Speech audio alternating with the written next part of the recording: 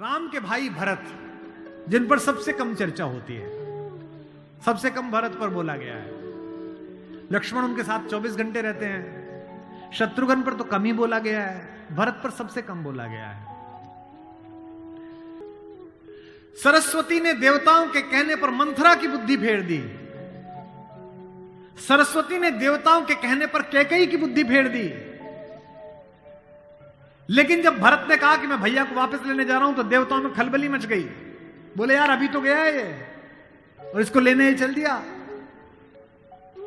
और राम भावुक भी है, इसके प्रेम में वापस ना आ जाएं। तो देवताओं ने सरस्वती को कहा कि तुम जरा बात कर दो। तो क्या कहती है सरस्वती? देवताओं से कहती है कि 1000 आंखें होने के बाद भी जिसको सुमेरु ना दिखता हो, तुम मूर्ख हो क्या?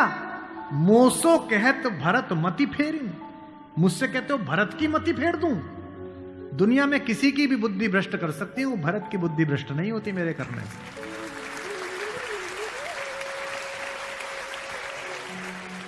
भरत जब भैया को ढूंढते हुए निकले तो पूरे खानदान को लेकर निकले। भरत ने कहा किसी की तो मान लेंगे, कौशल्या की मान लेंगे, ससुर को भी लेकर गए। जब पहली रात भरत वहीं रुके जहां राम रुके थे, भरद्वाज के आश्रम में। सुबह चलते समय भरत संकोच में थे, तो भरद्वाज ने कहा कि राजन, क्योंकि राजा हो चुके थे, आपके चेहरे पर संकोच है।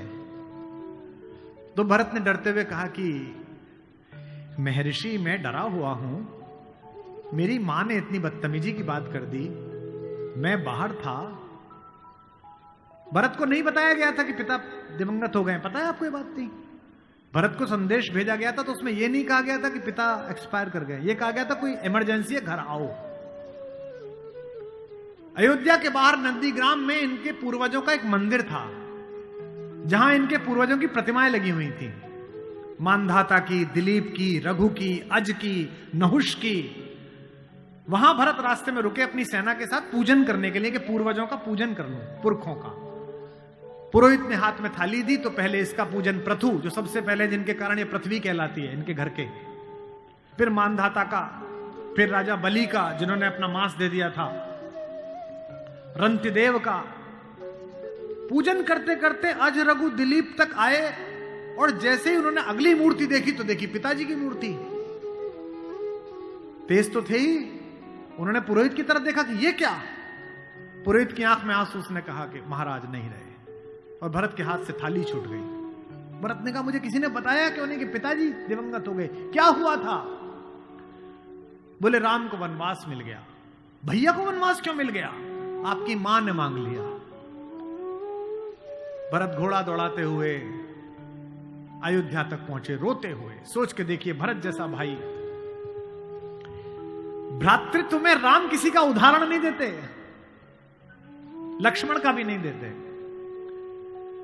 जब हनुमान को गले लगाते हैं तो ये नहीं कहते कि तुम लक्ष्मण जैसे भैया हो मेरे, तुम मोहि प्रिय ही भरत संभाए। देना हुआ है जब कोई प्यारा उदाहरण, हमने दिया है सिर्फ तुम्हारा उदाहरण।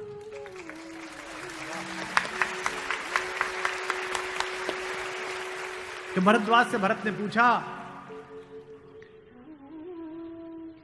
कि भैया मुझे माफ तो कर देंगे ना? मैंने इतनी बड़ी गलती की, एक ऐसी गलती जो भरत ने की नहीं, उसके पश्चाताप में है भरत। मां ने इतनी गलती की, मुझे माफ तो कर देंगे? भरद्वाज ने कहा हे राजन, मुझे पता नहीं कि तुम्हारे बड़े भाई तुम्हें कितना प्रेम करते हैं या नहीं, लेकिन जब वो यहां से जा रहे थे और सुबह के समय उन्होंने गंगा पार करने के लिए पुरोहित को बुलाकर स्वस्ति वाचन का मंत्र किया, तो बड़े खुश थे, प्रसन्न थे कि मैं वनवास पे जा रहा हूं, चेहरे पे मुस्कुराहट थी। लेकिन पुरोहित ने हाथ में जल दिया, और जैसे ही पुरोहित के मंत्रों के बीच में निकला कि जम्बू द्वीपे भरत खंडे, और जैसे ही भरत सुना, राम के हाथ से जल गिर गया और वो जमीन पर गिर पड़े और हाय भरत चिल्लाने लगे। इतना प्रेम तुम्हें राम करते हैं।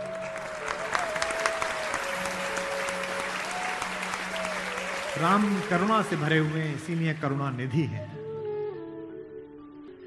इसीलिए कहता हूं कि इस कहानी से पॉलिटिक्स सीखिए, इस कहानी से स्ट्रेटेजी सीखिए, इस कहानी से ह्यूमन वैल्यूज सीखिए, फैमिली वैल्यूज सीखिए।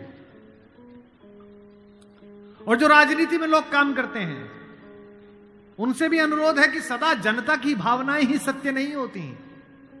इस देश का पहला लोकतंत्र का मानक गढ़ा राम ने, जिसने कहा कि जनता ही सदैव सत्य नहीं है, नीति सत्य है। मैं इसको सिद्ध करके बताऊंगा अब आपको। जब राम जंगल गए तो सब दुखी थे, सब परेशान थे, हर आदमी उन्हें लौटाना चाहता था। अगर राम उसी दिन लौट आते तो सब खुश हो जाते, लेकिन राम ने जनमत का सम्मान नहीं किया, नीति का सम्मान किया। जब पहली बार चित्रकूट पहुंचे तो वन देवी उनका स्वागत करने के लिए आई। वन देवी ने पूछा कि आप मेरे यहां विश्राम करने आए हैं, मैं आपके लिए क्या कर सकती हूं। तो राम ने क्या मांगा होगा सोचो। राम ने कहा कि हे वन देवी, बाकी सब ठीक है, निभा लेंगे, पर्णकुटी बना लेंगे, फल फूल खा लेंगे, जिस रास्ते से मैं आया हूं उसके कांटे हटा देना। वन देवी ने कहा कि आप तो आ चुके, अब कांटे हटाऊं ना हटाऊं इससे क्या। राम ने जो उत्तर दिया वो आपकी आंख भिगोने के लिए काफी है। राम ने कहा कि मेरी तो कोई दिक्कत नहीं है, मेरे पैर में कांटे लग गए, पर मुझे ढूंढता ढूंढता मेरा भाई भरत इसी रास्ते से आएगा, उसको कांटे नहीं चुभने चाहिए, कांटे हटा दे।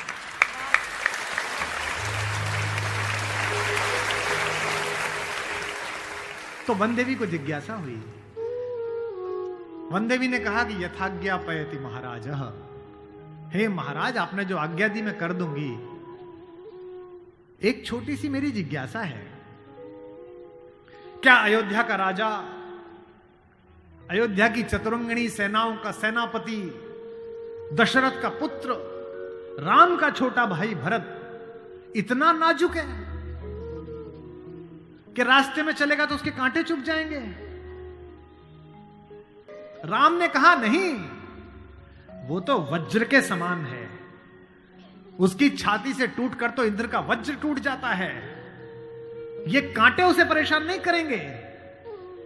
वन देवी ने कहा फिर क्यों हटा दूं? बोले परेशानी यह है कि जब उस रास्ते पर आएगा अगर एक कांटा भी चुभा तो उसका दिल यह सोचकर टूट जाएगा कि मेरे कारण मेरे भैया को इन कांटों को झेलना पड़ा है।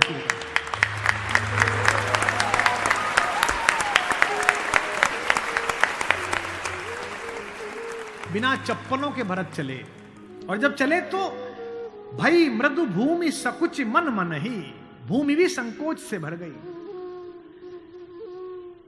कोमल चरण चलत बिनु पनहि, कोमल चरण चलत बिनु पनहि, भई मृदु भूमि सुकुचि मन मनि।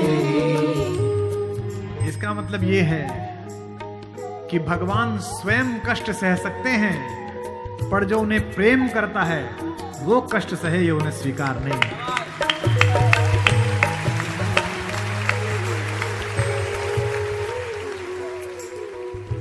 चित्रकूट में रात्रि का समय है, चांदनी खिली हुई है, चंद्रमा निकला हुआ है। ये वो पल था जहां से राम की कहानी पलट सकती थी।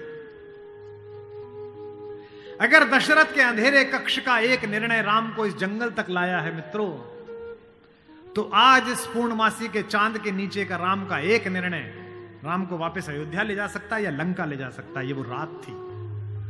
मुझसे कोई पूछता है कि राम कथा की सबसे महत्वपूर्ण रात्रि कौन सी है, जिस दिन लक्ष्मण को मूर्छा आई वो भी महत्वपूर्ण नहीं थी, क्योंकि पता था कि बच जाएंगे। जिस दिन सीता का अपहरण हुआ वो रात्रि भी महत्वपूर्ण नहीं थी। यही रात महत्वपूर्ण थी, यही रात अंतिम, यही रात भारी, जिसमें भरत, शत्रुघ्न, तीनों माताएं, गुरु वशिष्ठ, ससुर साहब, सास, सब आए हैं कि बस राम लौट चलो। तदनंतर बैठी सभा उटज के आगे, नीले वितान के तले दीप बहु जागे। टकटकी लगाए नयन सुरों के थे वे, सब देख रहे थे। परिणाम उत्सुक उन भयातुरों के थे वे, वह चंद्रलोक था कहां चांदनी वैसी। प्रभु बोले गिरा गंभीर गूढ़ निधि जैसी। जब सबने खाना खा लिया, सबने पानी पी लिया, तब भगवान ने सबको बिठाकर पूछा। क्या सवाल पहला? भरत जैसे आदमी से, हे भरत भद्र, अब कहो अभीप्सित अपना। इतनी दूर चल के आए हो, बताओ क्या चाहिए। सब सजग हो गए, भंग हुआ ज्यों सपना। एक बात पूछी कि बेटा बताओ क्यों आए हो, तो क्या बोले भरत? हे आर्य रहा क्या भरत अभीप्सित अब भी। आप मुझसे पूछते हो कि मुझे क्या चाहिए? मुझे तो सब मिल गया भैया। इसी दिन के लिए तो मेरा जन्म हुआ था, पिताजी मर गए मेरे कारण, आप जंगल में बैठे हो मेरे कारण, सोने के आभूषण पहनने वाली मेरी भाभी एक वलकल पहने हुए मेरे कारण, जिसके सर पर अयोध्या का राजमुकुट होना चाहिए था उसके सिर पर जटाजूट है मेरे कारण। हे आर्य रहा क्या भरत अभीप्सित अब भी। मिल गया अकंटक राज्य उसे जब तब भी। पाया तुमने तरुतले अरण्य बसेरा, रह गया अभीप्सित शेष तदपि क्या मेरा। और मैं इसलिए भरत पर फिदा हूं कि भरत इतिहास का अकेला पात्र है जिसकी गलती नहीं है फिर भी प्रायश्चित कर रहा है।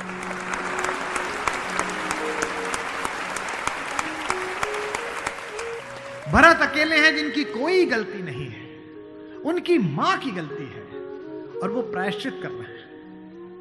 यहीं से राम का लोकतंत्र प्रारंभ होता है। कैसे? पूरी अयोध्या सोचती है कि कैकेयी अपराधीन है। राम उस रात दो काम करते हैं। भरत को लोकतंत्र का मंत्र देते हैं और कैकेयी को स्वीकार करके क्षमा का मंत्र देते हैं। उन्हें पता था कि अगर भरत लौट भी जाएगा तो जीवन भर मां से बात नहीं करेगा, पूरी अयोध्या इनके नाम पर नाराज रहेगी। इसलिए जब तीनों माएं पहुंची हैं, प्रथम राम भेंटी कैकेयी। राम ऐसे थोड़ी है कि हायरार्की नहीं जानते हो कि पहले अपनी बड़ी मां का प्रणाम करें, फिर सुमित्रा का प्रणाम करें, फिर कैकेयी का प्रणाम करें। उनको पता था कि कैकेयी के बारे में लोगों के मन में अच्छी धारणा नहीं है। अगर देश के प्रधानमंत्री, आपके प्रदेश की मुख्यमंत्री किसी ऐसे व्यक्ति को मिल लें जिसके बारे में आपकी अच्छी धारणा न बन रही हो, तो आपकी धारणा बदलती है कि प्रधानमंत्री मिले थे, मुख्यमंत्री मिली थी, इसका मतलब अच्छा है। अगर ऐसे व्यक्ति की प्रशंसा कर दें, वो तो राम है, उनको पता है कि कैकेयी की मनोदशा कैसी है। और कैकेयी खुद कहती भी है,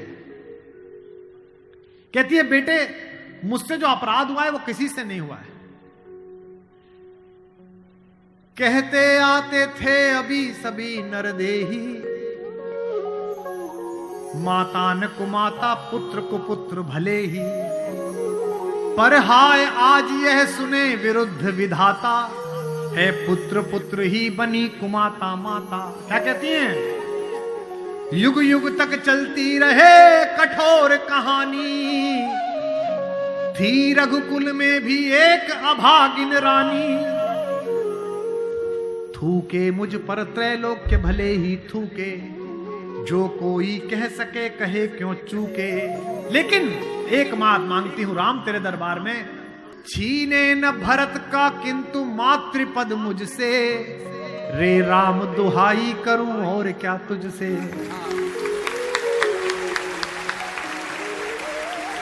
सोचिए कैसा क्षण है, अपने ही बेटे को मांग रही है राम से।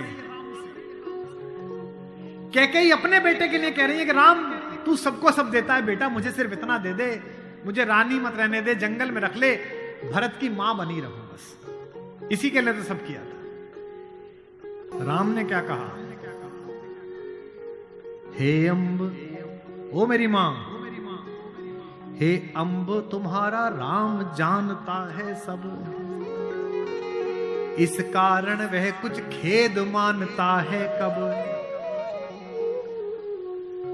फिर राम को याद दिलाया, कैकेयी ने कहा बेटा तुझे याद है तू आधी रात उठ के भाग जाता था मेरा सपना देख के।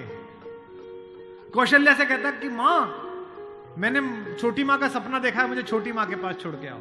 और तुझे गोदी में लेके कौशल्या मेरा दरवाजा खटखटाती थी, अरे ओ कोयल, ये तेरा कोयल का बच्चा जाग गया, रो रहा है तेरे लिए।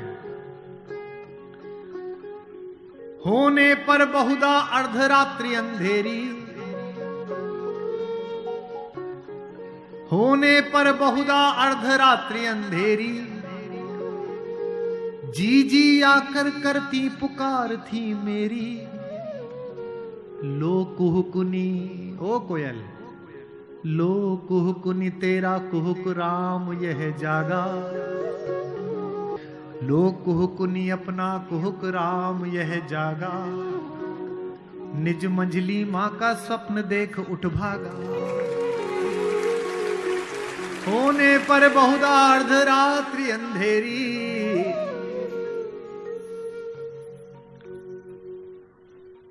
राम ने क्या कहा, मैं वही राम तू वही कैकेयी मेरी। कि 100 बार धन्य वह एक लाल की माई। कौन? 100 बार धन्य वह एक लाल की माई, जिस जननी है जना भरत सा भाई।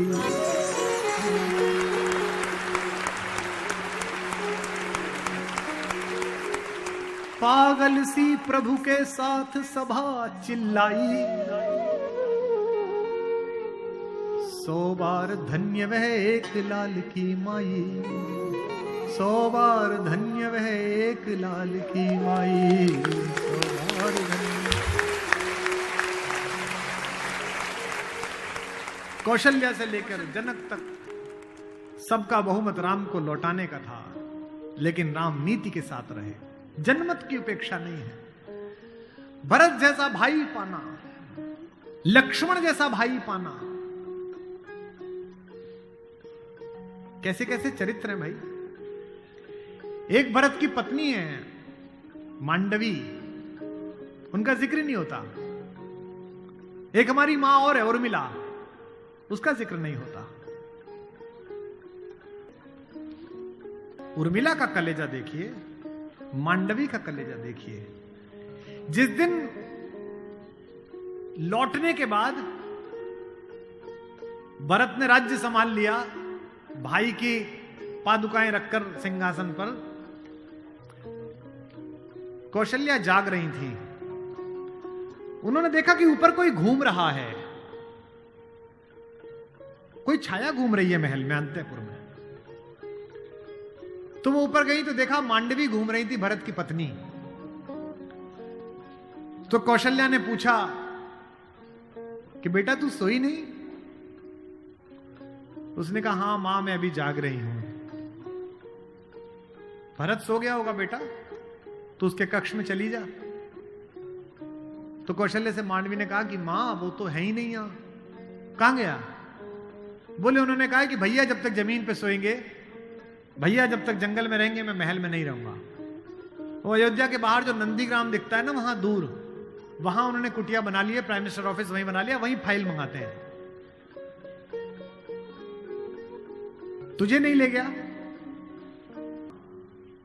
संकोच में पड़ी हुई मांडवी ने कहा मां मैंने तो कहा था आप जंगल में अकेले कैसे रहेंगे कुटिया में, मैं सेवा कर दूंगी, ले चलो। उन्होंने कहा नहीं, भाभी राम भैया के साथ चली गई हैं, तीनों माओं को देखने के लिए कोई नहीं है, तुम यहीं रहो, उनकी जिम्मेदारी हम पर है।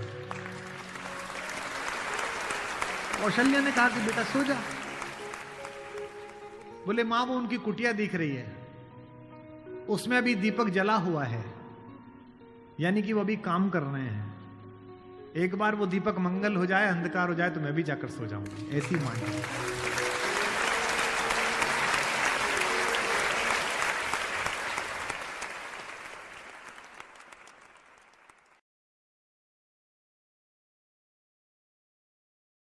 राम के भाई भरत, जिन पर सबसे कम चर्चा होती है, सबसे कम भरत पर बोला गया है।